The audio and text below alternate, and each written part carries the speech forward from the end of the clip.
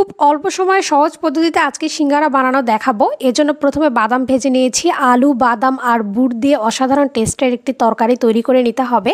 এরপর ময়দা নিয়ে নিয়েছি। ময়দাতে সামান্য পরিমাণ লবণ আর লবণের থেকে বেশি পরিমাণ চিনি দিতে হবে। কালো জিরা অ্যাড করে দিয়েছি আর পরিমাণ মতো এখানে দিয়ে দিলাম তেলটা ভালোভাবে দেওয়ার পর খুব সুন্দরভাবে হাত দিয়ে মেখে মেখে ময়ামটা দিয়ে দিতে হবে। ময়ামটা খুব ভালোভাবে দিতে হবে, তাহলেই সিঙ্গারাগুলো পারফেক্টভাবে তৈরি হবে।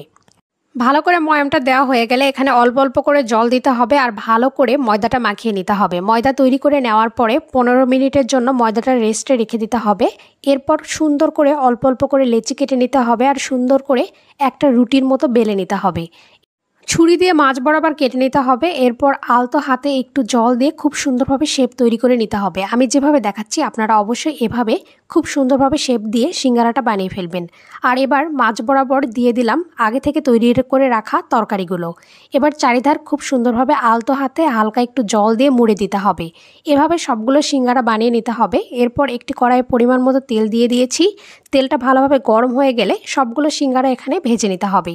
অল্প অল্প করে সবগুলো সিঙ্গারা ভেজে নিয়েছি। দারুণ সুন্দর লাল লাল কালার, ব্রাউন কালার হয়েছে সিঙ্গারা।